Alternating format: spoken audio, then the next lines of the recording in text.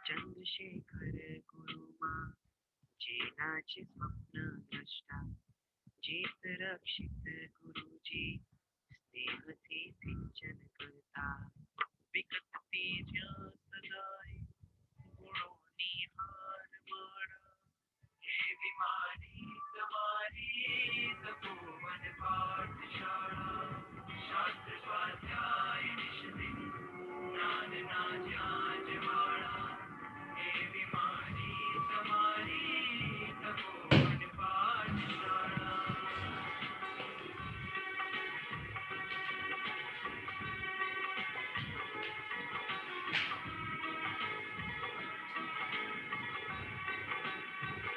અમૂલ્ય અમૂલક ભાઈ ભવ્ય ઉપેન્દ્ર ભાઈ આધાર સ્તંભ જેના સેવા કરતા સવાઈ.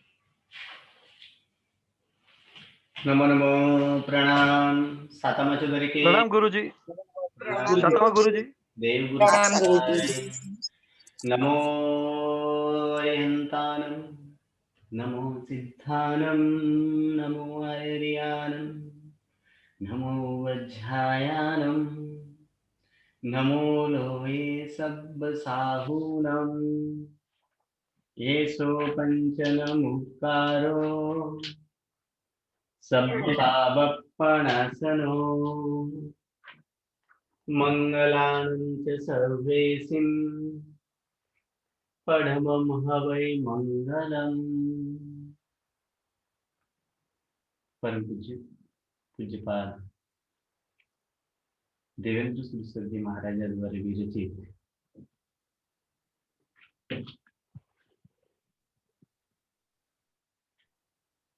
કર્મસ્થ નામનો બીજો કર્મગ્રંથ.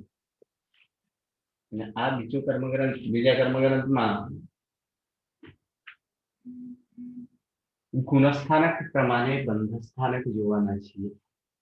કયા ગુણસ્થાનકે કેટલી કેટલી પ્રકૃતિ બંધાય, કેટલી પ્રકૃતિ ઉદયમાં હોય, કેટલી પ્રકૃતિ સત્તામાં હોય, કેટલી પ્રકૃતિને ઉદીર્ણા કરી શકાય, તે આ એવા 14 ગુણસ્થાનક છે. અને 14 ગુણસ્થાનકમાં એક ગુણસ્થાનકની સ્વરૂપ જોતા આપણે બીજા ગુણસ્થાનકનું સ્વરૂપ જોઈ રહ્યા છીએ. મિથ્યાત્વ પછી બીજો ગુણસ્થાનક છે સાસ્વાદન. એટલે સાસ્વાદન ગુણસ્થાનકની પ્રાપ્તિ હંમેશા ઉતરતા ક્રમે જ હોય, પણ ચડતા ક્રમે તે એક ગુણસ્થાનક નથી આવતા. અર્થાત જીવ પહેલેથી ચોથે ગુણસ્થાનકે જાય અને ચોથા ગુણસ્થાનકથી નીચે પડીને ત્યાંથી ઉતરતા તે બીજા ગુણસ્થાનક એટલે સાસ્વાદન ગુણસ્થાનકને પ્રાપ્ત કરે. તો જીવના પહેલા ગુણસ્થાનકથી ચોથે ગુણસ્થાનકને જવા માટેનું જે પ્રયાણ, પૂર્વ ભૂમિકા આદિ તે જ આપણે જોયા હતા કે પહેલા ગુણસ્થાનકમાં રહીને જીવ એવા 3 પ્રકારનું કરણ કરે છે. એ 3 કરણમાં પ્રથમ નંબર કરણ જે છે એ યથાપ્રવૃત્ત કરણ. અને એ યથાપ્રવૃત્ત કરણ કરવાથી આયુષ્ય સિવાયની બાકીની જે 7 કર્મની જે સ્થિતિ છે એ દીર્ઘ સ્થિતિ અથવા ઉત્કૃષ્ટ સ્થિતિ, તે સ્થિતિ ઓછી થઈને અંતઃપોડાકોડી થઈ જાય છે.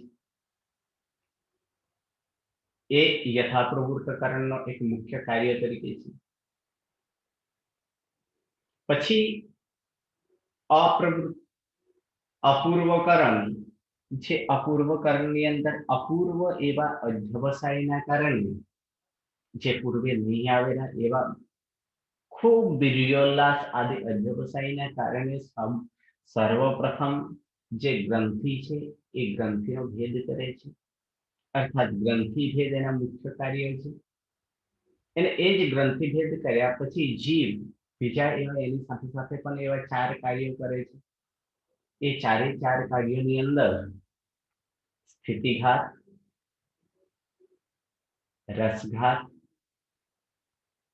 ગુણ શ્રેણી અને અપૂર્વ સ્થિતિ પણ, એવા 4 પ્રકારના કાર્યો પણ ત્યાં કરે છે. અને તે 4 પ્રકારના કાર્ય કરવાથી હવે જીવનો જે ભારે કર્મી હતા તે હલકા કર્મી થઈને અનિવૃત્તિકરણમાં પ્રવેશે છે. અને અનિવૃત્તિકરણનો કાળ પણ અંતર્મુહૂર્ત જ છે. અને એ કાળમાં સંખ્યાત એવો કાળ, એટલે સંખ્યાત પ્રમાણે કાળ ગયા પછી, એટલે એના સંખ્યાત ભાગ પ્રસાર થયા પછી, જ્યારે અનિવૃત્તિકરણ એટલે કે અનિવૃત્તિકરણના માત્ર જ્યાં એક સંખ્યાત ભાગ છે જ્યાં બાકી રહે, તે સમયે એક સંખ્યાત ભાગ પછી અંતર મુહૂર્ત સમય પ્રમાણે જે કાળ છે ત્યાં રહેલા જે મિથ્યાત્વના દલિકો છે, એ મિથ્યાત્વના દલિકોને સંપૂર્ણ રીતે એ મિથ્યાત્વ દલિત વિનાનો કરવાની ત્યાં પ્રક્રિયા ચાલુ કરે છે. જેમાં ઉદીર્ણા, અપવર્તના, ઉદ્વર્તના, એ ઉદીર્ણા અને ઉદ્વર્તના દ્વારા એ મિથ્યાત્વના દલિકોને સંપૂર્ણ રીતે આ અંતર્મુહૂર્ત કાળમાં, એટલે જેને અંતરકરણની ક્રિયા કહે છે, જેમાં મિથ્યાત્વને અંતર કરે છે, એ અંતરકરણમાં રહેલા જે મિથ્યાત્વના દલિત છે તે મિથ્યાત્વના દલિતને સંપૂર્ણ એવા નિસ્મિથ્યાત્વ અર્થાત મિથ્યાત્વ વગર એવા દલિકો કરે. અને ત્યાં જ હવે જીવ આગળ ભોગવતા ઉદીર્ણા દ્વારા લાવેલા મિથ્યાત્વાદી કર્મ જે છે, જે પહેલી સ્થિતિમાં નાખે છે, તેને ભોગવતા જીવ હવે અનિવૃત્તિકરણ પૂર્ણ કરીને અંતરકરણમાં પ્રવેશે છે. અને અંતરકરણમાં પ્રવેશતા જ ત્યાં મિથ્યાત્વના દલિકોને ન હોવાથી જીવને એવા એક વિશિષ્ટ પ્રકારનો ગુણની પ્રાપ્તિ થાય છે. અને એ ગુણ સમ્યક્ત તરીકે છે. અને એ સમ્યક્ત ઉપશમ સમ્યક્ત, જીવને ઉપશમ સમ્યક્તની પ્રાપ્તિ થાય છે. અને સમ્યક્ત પ્રાપ્તિની લાભ ઘણો જ છે, વિશિષ્ટ પ્રકારનો લાભ છે. કારણ કે કહેવાયેલું છે કે જ્યાં સમ્યક્ત કોઈ પણ જીવને માત્ર ક્ષણભર માટે પણ જો સમ્યક્તને સ્પર્શ થયેલો હોય તો તે જીવ અવશ્યમેવ મોક્ષે જાય છે. એટલે મોક્ષના બીજભૂત એવા સમ્યક્તની પ્રાપ્તિ કરે. એટલે સમ્યક્તને પ્રવેશે છે. અને એ સમ્યક્ત કોના કારણે પ્રાપ્ત થયેલા છે કે ઉપશમના કારણે. ઉપશમ એટલે દબાવવું. એટલે ત્યાં મિથ્યાત્વના દલિકોને ઉપરની સ્થિતિમાં રહેલી મિથ્યાત્વ જે બીજી સ્થિતિ અથવા મોટી સ્થિતિ છે, એ સ્થિતિમાં રહેલી મિથ્યાત્વના દલિક, એ મિથ્યાત્વના દલિકો એવી રીતે દબાવેલા છે કે કોઈ પણ કરણ દ્વારા તેનો ઉદય આદિ થઈ શકતો નથી. અને તે સમયે મિથ્યાત્વ ન હોવાથી જીવ એ સમ્યક્તની પ્રાપ્તિ કરે. અને એ સમ્યક્ત ઉપશમ સમ્યક્ત, હવે એ ઉપશમ સમ્યક્તનો કાળ પણ કેટલો છે તો ઉપશમ સમ્યક્તનો કાળ પણ અંતર મુહૂર્ત જ છે. એવા એ અંતર મુહૂર્ત કાળમાં શું કરે છે એ આપણે જોવાના છે કે એ અંતર મુહૂર્ત જે કાળ છે, એ અંતર મુહૂર્ત કાળમાં કે અનિવૃત્તિકરણ કર્યા પછી જે અંતરકરણમાં પ્રવેશેલા, એ અંતરકરણ પ્રવેશીને જ્યાં અંતરકરણના પ્રવેશ થાય જીવને એવા સમ્યક્તની પ્રાપ્તિ થઈ, તો આ સમય જે છે તે એ અંતર મુહૂર્તનો છે, જે અહીં પહોંચતા જીવને સમ્યક્તની પ્રાપ્તિ થઈ છે. હવે બીજી સ્થિતિમાં રહેલી જે મિથ્યાત્વનો દલિત છે, જેવો એ જીવ આ સમ્યક્તને એટલે અંતરકરણમાં પ્રવેશે એટલે સમ્યક્તની પ્રાપ્તિ થાય, ત્યાં બીજી સ્થિતિમાં રહેલી જે મિથ્યાત્વના દલિત છે તેઓનું પણ એક વિશેષ પ્રકારે એક કાર્ય થતા જાય. એટલે કે એ ઉપસમ સમ્યકતા પ્રાપ્ત થયા. એના પછી જે આગળ રહેલા જે મિથ્યાત્વના દલિકો છે એ મિથ્યાત્વના દલિકોને હવે એ મિથ્યાત્વના દલિકોને જે છે એ હવે 3 ભાગે ભાગ કરે છે. એ જ મિથ્યાત્વ મોહનીયના જે દલિક છે એ દલિક ને હવે હની હનીને તેમનો જે રસ આદિ છે એ મિથ્યાત્વ મોહનીય જે છે તેમાં રહેલા જે રસ છે એ રસને હની હનીને જે કર્મ દલિકોના જે અલ્પ અલ્પ રસવાળા કરે છે. કારણ કે ત્યાં વિશુદ્ધિ વિશિષ્ટ પ્રકારની વિશુદ્ધિ છે. અને વિશિષ્ટ પ્રકારની વિશુદ્ધિના કારણે એ મિથ્યાત્વ મોહનીયને જે ગાઢ રસ છે એ ગાઢ રસને પણ એ હની હનીને અલ્પ રસવાળા કરે. અર્થાત હવે અહીં અત્યાર સુધી અહીં આ મિથ્યાત્વના દલિતો છે જે હવે આપણે એક બીજા એક ચિત્રમાં આપણે દોરીએ કે અત્યાર સુધી આ ઉપરની જે સ્થિતિ છે એ ઉપરની સ્થિતિને સંપૂર્ણ રીતે મિથ્યાત્વના દલિતો છે. હવે આ જે મિથ્યાત્વ દલિત છે તે જ મિથ્યાત્વના દલિતને એવા 3 ભાગે ભાગ કરે છે. અને આ જે 3 ભાગેનો જે ભાગ કરવું એને અથવા તો હની હનીને જે અલ્પ રસવાળા કરવું તેને જે શાસ્ત્રમાં તેને ત્રિપુંજીકરણ તરીકે કહે છે. એટલે ત્રિપુંજીકરણની ક્રિયા કરે છે કે જેવો આ જીવ સમ્યક્તામાં પ્રવેશે, સમ્યક્તાને પામે, ઉપસમ સમ્યક્તામાં પામે એટલે કે અંતરકરણમાં પ્રવેશે અને અંતરકરણમાં પ્રવેશીને જેવો એ જીવ ત્યાં ઉપર રહેલા જે મિથ્યાત્વ મોહનીય એ મિથ્યાત્વ મોહનીયને જે રસને જે છે ગાઢ રસ એ ગાઢ રસને અલ્પ રસવાળા કરે, હીન રસવાળો કરે અને એ જે હીન રસવાળા કરવાની જે ક્રિયા તેને જ શાસ્ત્રીય ભાષામાં તેને ત્રિપુંજીકરણ તરીકે કહે છે. એટલે જીવ ત્રિપુંજીકરણ કરે. પુંજ એટલે થાય ઢગલો. એવા 3 ઢગલા બનાવે. એટલે મિથ્યાત્વના દલિકો જે છે એ મિથ્યાત્વના દલિકોને એ 3 ઢગલા બનાવે છે. જે એક ઢગલામાં સમ્યક્ત મોહનીય હોય, બીજા ઢગલામાં મિશ્ર મોહનીય હોય અને ત્રીજા ઢગલામાં મિથ્યાત્વ મોહનીય હોય. આવા 3 ઢગલા બનાવે અર્થાત 3 પુંજ કરે. અને એ જ 3 પુંજની જે ક્રિયા એ જ 3 પુંજની ક્રિયાને જ ત્રિપુંજીકરણ તરીકે કહેવાય છે. હા બોલો મિતનભાઈ. આ ત્રણેય સરખે સરખા ઢગલા બનાવે સાહેબ? ના, 3 કે સરખા નથી હોતા.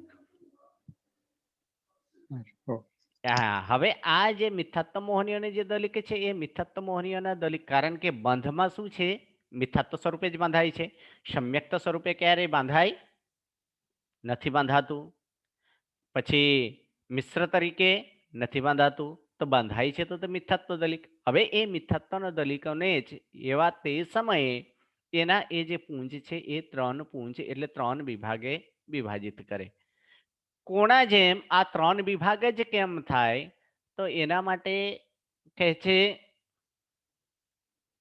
કે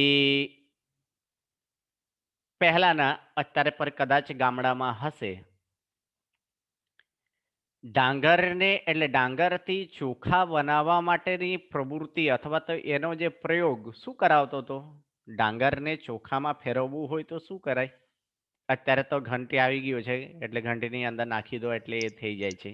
પહેલા શું કરતા હતા? સાંબેલાથી કરે, ખાંડણિયામાં ખાંડે. બરાબર, ખાંડણિયામાં ખાંડે છે. બરાબર છે ને?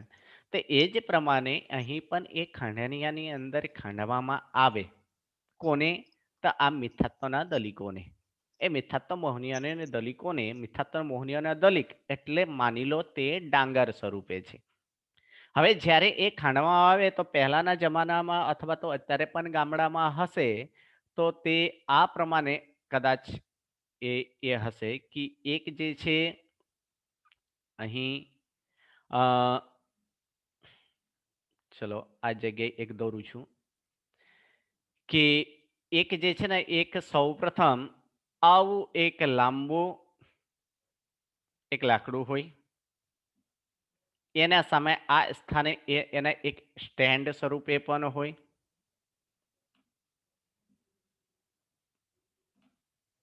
આવું એક સ્ટેન્ડ પણ હોય. અહીં જે છે નીચે એક બાજુ થોડું ખાડો પણ હોય છે. આ જ લાકડાના બીજા ભાગમાં અહીં એક જે છે એ અહીં એક બીજું પણ એક નાનું એક લાકડું હોય જે આ પ્રમાણે હોય. સાથે સાથે અહીં જે છે આ સ્થાને એક લોખંડનો જે છે એક લોખંડનો કાંઈક એવું બનાવેલો હોય અને જે સ્થાને આ નીચે પડે, હા સાંભળો, એટલે કે એ સ્થાને શું થાય કે એ સ્થાને જે છે અહીં એક નીચે એક આવું એક ખાડો પણ હોય છે. કેટલું પ્રમાણ? તો આ પ્રમાણે અહીં જેટલું પ્રમાણ છે આ પ્રમાણનો અહીં એક આવો ખાડો પણ હોય. હવે શું કરે કે અહીં પગ મૂકે એટલે આ વસ્તુ શું થાય? અપ થાય, ઉપર જાય. પછી જેવું પગ છોડે તો આ જ વસ્તુ શું આવે? અહીં નીચે ખાડામાં આવે. પાછો આ જ પ્રમાણે અહીં પગ મૂકે, પગ મૂકતા એ ઉપર જાય, પગ છોડે એટલે નીચે આવે. હવે આ નીચે જે ખાડો છે એ ખાડાની અંદર ડાંગર મૂકેલા હોય અને આવું ક્રિયા કેટલીક વાર કર્યા પછી જ્યારે આમાંથી આ નીકાળવામાં આવે, આ જે છે ડાંગર જે મૂકેલા હતા આ ડાંગર નીકાળવામાં આવે ત્યારે એ ડાંગરનો 3 સ્થિતિ થાય છે. 3 પ્રકારે જોવા મળે છે તે સમય ડાંગરને. શું જોવા મળે? કેટલાકમાંથી ફોતરા નીકળી ગયા છે અને ફોતરા નીકળીને તે સંપૂર્ણપણે સંપૂર્ણપણે કેવું થઈ ગયું છે? ચોખા સ્વરૂપે બની ગયા છે. હવે તે ડાંગર નથી પણ તે કેવું બની ગયું છે? તે ચોખા સ્વરૂપે બનેલ છે. કેટલાક એવા છે કે જેની અંદર અડધું જ ચોખ્ખો બનેલો છે અને અડધા આ જ પ્રમાણે ફોતરું એની સાથે એ ડાંગરની સાથે જોડાયેલા છે. કેટલાક એવા છે કે જેમ હતો તેમ જ છે, એની અંદર કોઈ ફેરફાર થયો નથી. એટલે ડાંગર એટલે કે ફોતરા સાથે જ એ છે, એટલે કે ડાંગર સંપૂર્ણપણે ડાંગરપણે છે. આ જ પ્રમાણે આ જ 3 પ્રકારની સ્થિતિ જે છે એ મિથ્યાત્વનો દલિકોને પણ થાય છે. એ વિશિષ્ટ પ્રકારનો શુદ્ધિના કારણે મિથ્યાત્વ મોહનીય જે છે તે ગાઢ રસવાળા છે અને એ ગાઢ રસવાળા મિથ્યાત્વ જે છે જ્યારે અતિ શુદ્ધ અથવા શુદ્ધ તરીકે કહેવાય કે અહીં 3 પ્રકારના શુદ્ધ, અર્ધ વિશુદ્ધ અને અશુદ્ધ આમ 3 પ્રકારના રસ તરીકે થાય છે. અહીં મિથ્યાત્વના દલિકોને શુદ્ધ રસ અર્થાત ફોતરા વિનાનો જે ચોખા સ્વરૂપે થયેલો છે તે બધા એક વિભાગ થાય. બીજો વિભાગ જેમાં અર્ધ શુદ્ધ અર્થાત અર્ધું ચોખ્ખું અને અર્ધા એની અંદર ડાંગરથી યુક્ત છે, એટલે ફોતરાથી જે યુક્ત છે તેઓનો એક વિભાગ થાય જે અર્ધો શુદ્ધ વાળા થાય છે.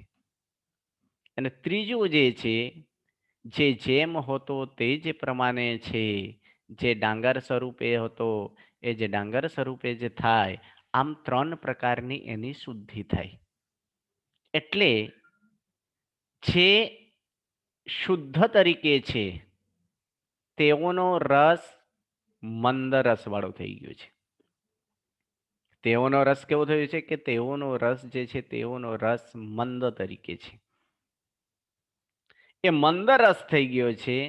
બીજાની અંદર મધ્યમ વાળો એટલે કે એ મંદ રસ છે અને જે નીચે વાળો છે તે ઉત્કૃષ્ટ અથવા તો એમાં પણ જે 4 ઠાનીઓ એની અંદર રસ થાય છે. રસના આપણે 4 ઠાનીઓ આપણે જોયા હતા. કોને કોને યાદ છે ચારે ચાર ઠાનીઓ રસ? પહેલા કર્મગંધની અંદર આપણે ચાર ઠાનીઓ આપણે રસ જોયો હતો. ચાર ઠાનીઓ રસના નામ કોને કોને યાદ છે? મંદરસ, હમ મંદરસ, તીવ્ર રસ, હમ પછી તીવ્રતમ. તીવ્રતર અને તીવ્રતમ. બરાબર. તીવ્રતમ, તીવ્રતમ. હવે આની અંદર જે છે એને જ આપણે શું કહેતા હતા? એક ઠાનીય, દ્વિઠાનીય, ત્રિઠાનીય અને ચતુર્ઠાનીય, આમ ચાર ઠાનીય કહેતા હતા ને. એટલે એક ઠાનીય રસ, દ્વિઠાનીય રસ અને ત્રિઠાનીય રસ અને ચાર ઠાનીય રસ. આમ આ ચાર ઠાનીય રસ આપણે કરે છે. તો એ ચારે પહેલા એક ઠાનીય રસ જે છે મંદ છે, એ મંદ રસ વાળો છે. એ એક ઠાનીય રસ વાળામાં પણ કેવો? મંદ, મધ્યમ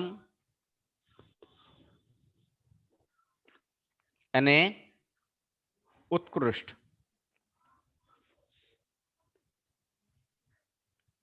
આમ દરેકના ત્રણ ત્રણ એવા શું થાય? ત્રણ ત્રણ ભેદ થાય. એટલે ટોટલ હવે કેટલા પ્રકારે થયા? 12 પ્રકારે થયા. એક ઠાનીય રસ કેટલા પ્રકારે? 3 પ્રકારે થયા. આ જ પ્રમાણે દ્વિઠાનીય રસ કેવો થાય? 3 પ્રકારે થાય. ત્રિઠાનીય રસ કેવો થાય? એ પણ 3 પ્રકારે.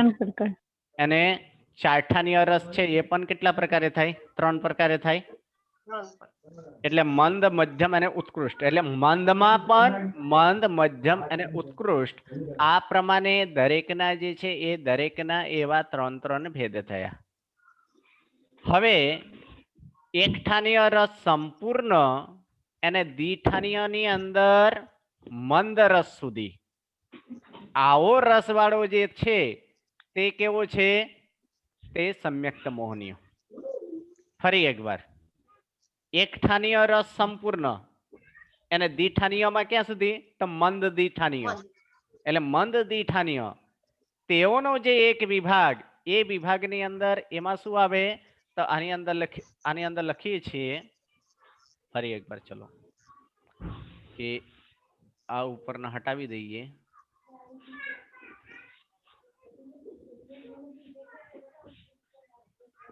તો આની અંદર ચાર ઠાનીય આપણે જે રસ કર્યા હતા એ ચાર ઠાનીય ફરી એકવાર. એક ઠાનીયમાં કેવા છે?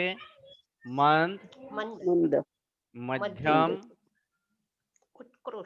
અને ઉત્કૃષ્ટ.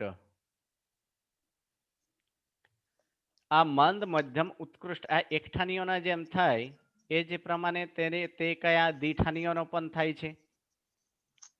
એ દ્વિઠાનીય પણ આ જ પ્રમાણે.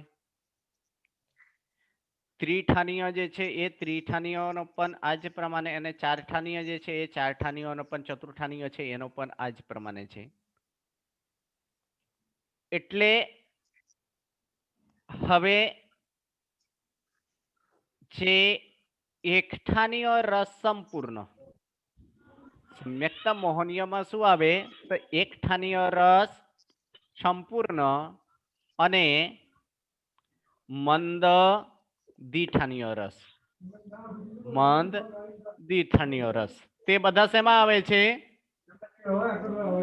સમ્યક્ત મોહનીયમાં. તે સમ્યક્ત મોહનીયમાં. પછી દ્વિઠાનીય મધ્યમ, દ્વિઠાનીય એટલે મધ્યમ, દ્વિઠાનીય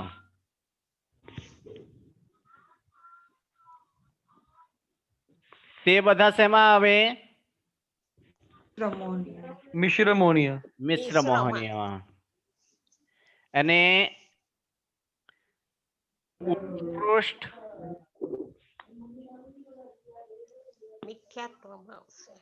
ઉત્કૃષ્ટ એવા દ્વિઠાનીય તથા ત્રિઠાનીય અને ચાર ઠાનીય જે રસ છે તે બધા શેમાં આવે?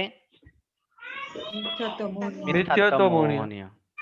આમ આ જે મિથ્યાત્વ દલિકે છે આ પ્રમાણે આ જે મિથ્યાત્વ દલિક છે એ મિથ્યાત્વના દલિકોને આવા પ્રકારના 3 પ્રકારનો જે ભાગ, આ જે પહેલો ભાગ છે તેને શુદ્ધ તરીકે કહેવાય છે, શુદ્ધ પૂંછ. બીજો ભાગ છે તેને અર્ધ શુદ્ધ પૂંછ કહેવાય, અને ત્રીજો ભાગ જે છે તેને અશુદ્ધ પૂંછ તરીકે કહેવાય છે. આમ 3 પ્રકારની જે ક્રિયા, આ 3 પ્રકારની ક્રિયા આ જીવ ક્યારે કરે છે?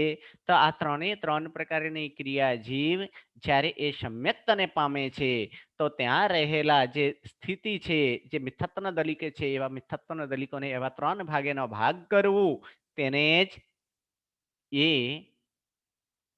શું કહેવાય કે ત્રિપુંજીકરણ ક્રિયા કરે છે. એટલે શું? તો ત્રિપુંજીકરણ ક્રિયા એટલે કે મિથ્યાત્વના જે મોહનીય છે તે જ કર્મ પરમાણુઓને રસને, એવા કેટલા તેજ કર્મ પરમાણુઓ રસ મંદ બેઠાનીય અથવા એકઠાનીય થઈ જાય. જે મિથ્યાત્વના દલિક છે એ મિથ્યાત્વના દલિકનો રસ કેવો થઈ જાય? મંદ બેઠાનીય અને એકઠાનીય રસ વાળા થઈ જાય. તે સમ્યક્ત મોહનીય તરીકે કહેવાય છે. જે આપણે જોયો કે સંપૂર્ણ એકઠાનીય વાળો અને મંદ દીઠાનીય વાળો, અને જે કર્મ પરમાણુનો મધ્યમ એવા બેઠાનીય રસ થઈ જાય, એટલે મધ્યમ બેઠાનીય રસ થાય, તે મિશ્ર મોહનીય તરીકે કહેવાય છે.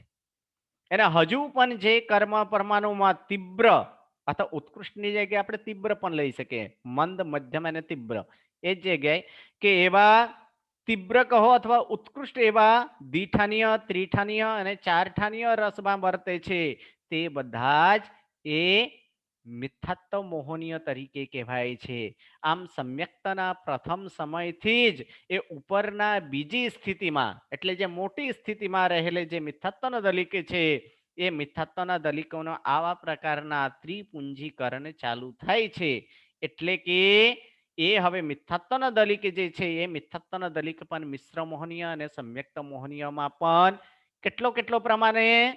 તો અસંખ્ય ગુણાકારે પ્રતિ સમયે એ સંક્રમણ કરે. સંક્રમણ એટલે શું? ફેરફાર. એટલે શું હતું? મિથ્યાત્વના દલિક જે છે એ મિથ્યાત્વના દલિકને એ દરેક સમયે અસંખ્ય ગુણાકારે, આમ કેટલાક સમ્યક્ત મોહનીય, કેટલાક મિશ્ર મોહનીય, સમ્યક્ત મોહનીય, મિશ્ર મોહનીય, એટલે જે એવા રસ થાય એવા દરેક સમયે એવા સમ્યક્તના પ્રથમ સમયથી જ આવા પ્રકારના એ દર્શન મોહનીયની જે સત્તામાં જે ત્રિપુંજી, એટલે સત્તા જે ત્રિપુંજ સત્તામાં હતો એ હવે ત્રિપુંજ થઈ જાય. ત્યારબાદ પ્રતિ સમયે આ જ સંક્રમણ ચાલુ રહે, એને સમ્યક્ત મોહનીય તથા મિશ્ર મોહનીયની જે લતા છે એ બધા પુષ્ટ બનતા રહે. હવે આ ક્રિયા ચાલુ જ હોય. હવે સમ્યક્તાનો કાળ કેટલું છે? એ સમ્યક્તાનો કાળ કેટલું છે? અંતર્મુહૂર્ત. એટલે અંતર્મુહૂર્તની કાળ એ આની અંદર માની લો આટલું પ્રમાણે તે અંતર્મુહૂર્ત છે, અને ઉપરની જે સ્થિતિ છે એ ઉપરની સ્થિતિ આ પ્રમાણે ત્રિપુંજીકરણ ચાલુ થાય. હવે એ આગળ ભોગવતા જીવ, કારણ કે અહીં સમ્યક્ત મોહનીયમાં એટલે આ અંતરકરણમાં છે ત્યાં સમ્યક્ત છે, ઉપસમ સમ્યક્ત છે, એટલે ઉપસમ સમ્યક્તના કારણે ભોગવતા આગળ બધો જીવ હવે જ્યારે આટલું સમય માની લો, આ સમય એટલે કેટલો? તો 6 અવલિકા. કેટલો સમય? 6 અવલિકા. એટલે જ્યારે અંતર્મુહૂર્તનો કાળમાં 6 અવલિકા બાકી રહે, એ 6 અવલિકામાં જ્યારે બાકી રહે તે સમયે જો અનંતાનુબંધીનો ઉદય થાય તો તે જીવ ત્યાંથી પડીને ક્યાં આવે? ડાયરેક્ટ બીજા ગુણસ્થાનકે અર્થાત સાસ્વાદન ગુણસ્થાનકે આવે. આપણે સાસ્વાદન ગુણસ્થાનકનો વ્યાખ્યા ફરી એકવાર આપણે જોઈ લઈએ. અહીં આપણે કરીએ, આ બાજુ લખું છું સાસ્વાદન માટે, કે એમાં 4 આપણે કરી લે. પહેલા ચોથું ગુણસ્થાનક, પછી ત્રીજું ગુણસ્થાનક, બીજું ગુણસ્થાનક અને પહેલું ગુણસ્થાનક. એટલે જીવ અત્યાર સુધી ક્યાં જતો હતો? જીવ અત્યાર સુધી હાલ કયા સ્થાને જીવ છે, ક્યાં છે? પહેલા ગુણસ્થાન પહેલા ગુણસ્થાન નહીં નહીં, હવે ચોથા પ્રાપ્ત થઈ ગયો છે, ઉપસમ સમ્યક્તાની પ્રાપ્તિ થઈ ગઈ છે ને, એટલે ચોથું. હા, એટલે ચોથા ઉપેક્ષ ગુણસ્થાનક છે. સમજવી પડતી. બરાબર, એ ચોથો ગુણસ્થાનક છે. હવે ચોથો ગુણસ્થાનકનો કાળ કેટલો છે? અંતર્મુહૂર્ત છે, જે આપણે આની અંદર જોઈએ. હવે અંતર્મુહૂર્તમાં કાળમાં પણ કેટલું ભોગવાઈ ગયા છે જીવ, કે માત્ર જ્યાં માત્ર હવે 6 અવલિકા જ કેટલું બાકી છે? 6 અવલિકા છે. આવલિકા.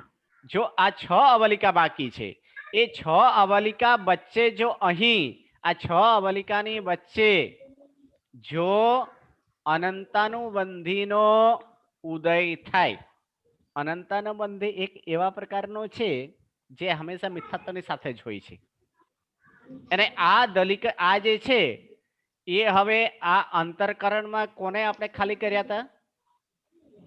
મિથ્યાત્વ અંતરકરણમાં કોને ખાલી કર્યા હતા? આપણે મિથ્યાત્વના દોલિકાને ખાલી કર્યા હતા. પરંતુ આ અનંતાનુબંધી આદિ કોઈને ખાલી કર્યા હતા? નથી કર્યા હતા. છતાં એ મિથ્યાત્વ મોહનીય અને અનંતાનુબંધીનો જોડી એવું છે કે જે બંને સાથે જ લગભગ બંધ અને ઉદયમાં આવે છે. એટલે સાથે જ બંધ થાય, સાથે જ ઉદય આવે. એટલે અહીં મિથ્યાત્વનો ઉદય નથી, એટલે અત્યાર સુધી શું હતો? અનંતાનુબંધીનો પણ ઉદય નથી. બરાબર, એટલે મિથ્યાત્વ નથી એટલે અનંતાનુબંધીનો ઉદય પણ નથી. એટલે હવે એ જ માટે અંતરકરણમાં માત્ર મિથ્યાત્વ મોહનીય અને કર્મના જ દલિકોને ઉપર નીચેની સ્થિતિમાં રાખીને ખાલી કરેલા હતા, પરંતુ અનંતાનુબંધીના દલિકોને ત્યાંથી ઉપાડીને ઉપર નીચે નાખ્યા ન હતા, એ ખાલી કરેલો નથી.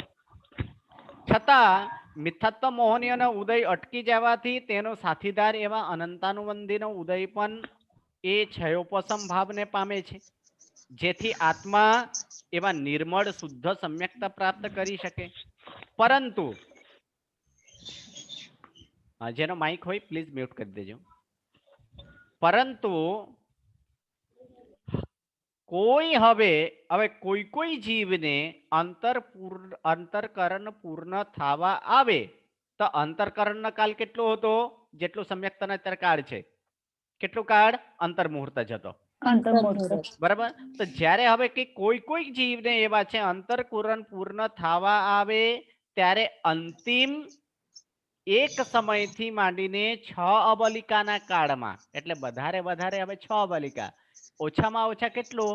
જ્યારે એક સમય જ્યારે એનામાં બાકી હોય ત્યારે. એટલે કે જે માની લો અહીં એક સમય જે છે આ પણ એક સમય પ્રમાણે આપણે માનીશું, તો એક સમય એટલે કે અંતરકરણને એક સમયથી માંડીને 6 અવલિકા સુધી, એટલે વધારે 6 અવલિકા બાકી હોય અને ઓછામાં ઓછા એક સમય બાકી હોય ત્યારે શું થાય છે? ત્યારે એ મિથ્યાત્વના ઉદય ન હોવા છતાં પણ અનંતાનુબંધીનો ઉદય એક ક્ષયોપશમથી એ ઉદય થઈ જાય છે. જો આ તે સમય આ 6 અવલિકા અથવા એક સમય વચ્ચે જો એ ઉદય થાય તો તે જીવની સ્થિતિ ત્યાંથી શું થાય? ત્યાંથી પડીને કયા ગુણસ્થાનક આવે?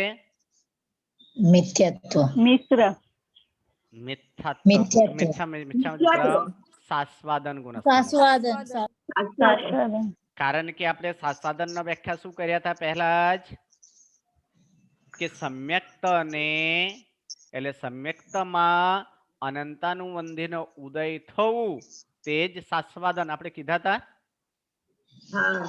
અથવા તો બીજી રીતે એ તે સાસ્વાદન કર્યો હતો, અથવા તો બીજી રીતે આ પ્રમાણે કીધું હતું કે સમ્યક્તના સ્વાદને જ્યારે બમિટ થાય, બમીને એટલે શું થાય? પડી જાય. કોના કારણે પડે? અનંતાનુબંધીના ઉદય. એટલે અનંતાનુબંધીના ઉદય આવતા તે સમ્યક્તથી તે બમી જાય એટલે પડી જાય.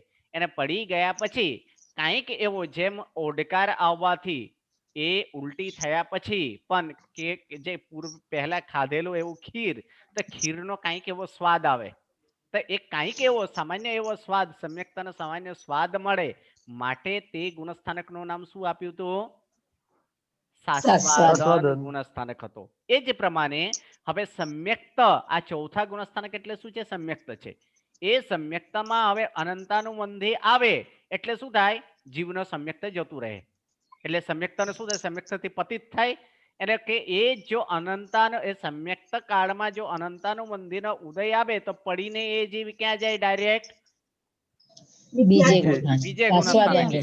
એટલે સાસ્વાદન. તો આ જ વસ્તુ છે કે એ અનંતાનુબંધીનો ઉદય થઈ જતા તેને એટલે તે જે ઉદય થવું સમ્યક્તમાં અનંતાનુબંધીનો ઉદય થવું એનું જ નામ બીજું ગુણસ્થાનક અર્થાત તેને સાસ્વાદન ગુણસ્થાનક તરીકે કહેવાય.